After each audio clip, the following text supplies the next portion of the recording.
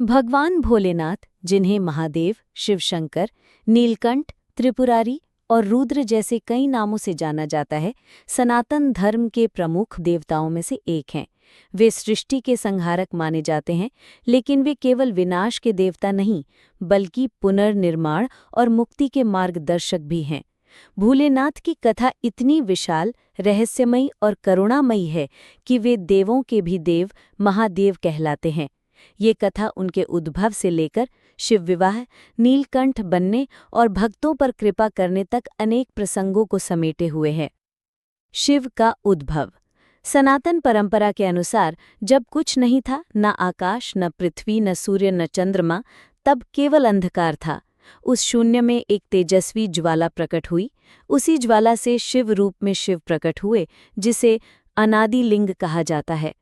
ब्रह्मा और विष्णु उस तेजस्वी प्रकाश स्तंभ का आदि और अंत जानने में असमर्थ रहे। तब शिव ने स्वयं को प्रकट किया और बताया कि वे ही सृष्टि के मूल हैं। शिव का रहन सहन अत्यंत सरल और अलौकिक है। वे सर्पों की माला पहनते हैं, जटाजूटधारी हैं, गंगा उनकी जटाओं से बहती है, तीसरा नेत्र उनके माथे पर है और वे भस्म रमाकर रहते हैं। उनका वाहन नंदी बैल है और वे कैलाश पर्वत पर निवास करते हैं। शिव सृष्टि के नियमों से परे हैं। उन्हें किसी वस्तु की लालसा नहीं, न सोने चांदी की, न राजमहल की। इसीलिए उन्हें भोलेनाथ कहा गया, जो सरलता से प्रसन्न हो जाते हैं। दक्ष यज्ञ और सती का आत्मदाह। प्रजापति दक्ष की पुत्री सती ने शिव से विवाह किया था, लेकिन दक्ष शिव को पसंद नहीं करते थे, क्योंकि वे समाज की परंपराओं को नहीं मानते थे। एक दिन दक्ष ने एक भव्य यज्ञ का आयोजन किया और शिव को आमंत्रित नहीं किया। सती ने बिना बुलाए अपने पिता के घर जाने का निर्णय लिया। वहां जाकर उन्होंने देखा कि शिव का अपमान हो रहा है। ये सहन न कर पाने पर सती ने यज्ञ की अग्नि में कूदकर आत्मदाह कर लिया। जब शिव को इसका समाचार मिला तो वे अत्यंत क्रोधित हो गए। उन्होंने वीरभद्र और भद्रकाली को उत्पन्न किया, जिन्होंने यज्ञ को नष्ट कर दिया और दक्ष का सिर काट डाला। बाद में शिव ने दक्ष को जीवन दान दिया और उसके स्थान पर बकरे का सिर लगा दिया। इस घटना के बाद शिव ध्यान में चले गए और संसार से अलग हो गए।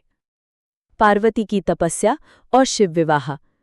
सती ने अगले जन्म में हिमालय राज की पुत्री के रूप में पार्वती बनकर जन्म लिया। उन्हें अपने पूर्व जन्म की स्मृति थी और वे शिव को ही पति बनाना चाहती थी। उन्होंने कठोर तपस्या की, गहन जंगलों में बिना भोजन और जल के वर्षों तक शिव का ध्यान किया। शिव ने पार्वती की कठोर तपस्या और प्रेम देखकर उन्हें स्वीकार किया। नारद, सप्तऋषियों और शिवगणों की उपस्थिति में शिव पार्वती विवाह संपन्न हुआ, जो आज भी महाशिवरात्रि के रूप में मनाया जाता है। शिव का नीलकंठ बनना। समुद्र मंथन। जब देवताओं और असुरों ने मिलकर समुद्र मंथन किया तो उसमें से अनेक रत्न और वस्तुएं निकली। लक्ष्मी, ऐरावत, कामधेनु और अंत में कालकूट विष। वो विष इतना भयानक था कि वो संपूर्ण सृष्टि को नष्ट कर सकता था। तब सभी देवता शिव के पास गए।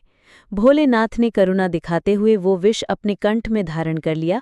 माता पार्वती ने उनके कंठ को पकड़ लिया, जिससे विष नीचे न जा सके। तभी से उनका नाम पड़ा नीलकंठ, जिसका गला नीला हो गया। त्रिपुरासुर वध और रुद्र तांडव। त्रिपुर नाम के 3 असुरों ने 3 नगरों की रचना की थी, सोने, चांदी और लोहे से। वे इतने शक्तिशाली हो गए कि देवताओं को पराजित कर दिया।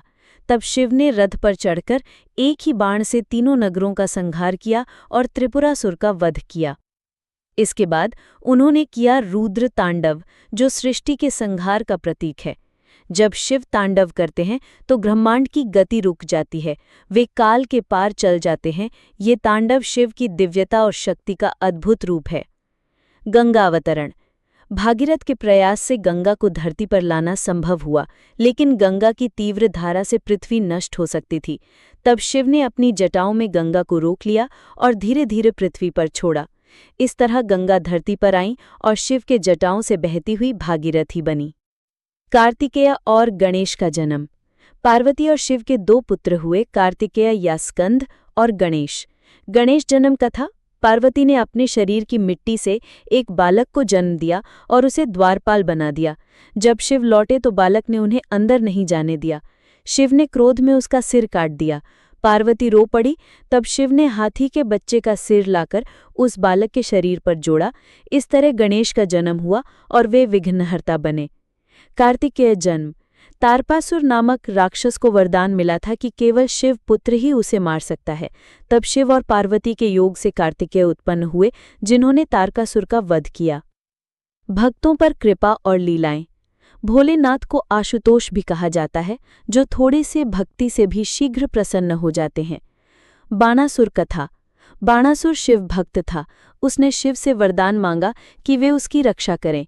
जब कृष्ण और बाणासुर का युद्ध हुआ, शिव ने बाणासुर की रक्षा की, लेकिन अंत में कृष्ण और शिव का युद्ध रोकने हेतु स्वयं भोलेनाथ ने समझौता कराया। रावण और शिवलिंग। रावण शिव का परम भक्त था। वो कैलाश पर्वत को उठाकर ले जाने लगा। तब शिव ने अपने अंगूठे से दबाकर उसे वहीं रोक दिया। रावण ने पश्चाताप में शिव तांडव स्तोत्र की रचना की। मार्कंडेय रक्षक। मार्कंडेय ऋषि को कम आयु का शाप था। यमराज जब उन्हें लेने आए तो मार्कंडेय ने शिवलिंग को पकड़ लिया। शिव प्रकट हुए और यमराज को रोक दिया। तब से शिव मृत्यु को भी वश में करने वाले माने गए। शिव के प्रतीक और तत्वज्ञान। त्रिशूल, तीनों गुणों पर नियंत्रण का प्रतीक। डमरू, सृष्टि और लय का संकेत, नाद ब्रह्म का स्वरूप। तीसरा नेत्र, ज्ञान और चेतना का स्रोत। जब खुलता है तो केवल सत्य प्रकट होता है।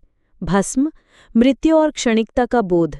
सर्प, भय पर नियंत्रण और जीवन शक्ति या कुंडलिनी का प्रतीक। निष्कर्ष, भगवान शिव केवल एक देवता नहीं, एक दर्शन है। वे योग के जनक हैं, भक्ति और ध्यान के स्वरूप हैं। वे काल के भी पार हैं और जीवन के अंतिम सत्य का प्रतीक हैं। वे हमें जीवन में संयम, क्षमा, प्रेम, विनम्रता और ध्यान के कितना आवश्यक है, ये सिखाते हैं। वे हमें अहंकार को छोड़कर आत्मज्ञान की ओर अग्रसर होने की प्रेरणा देते हैं।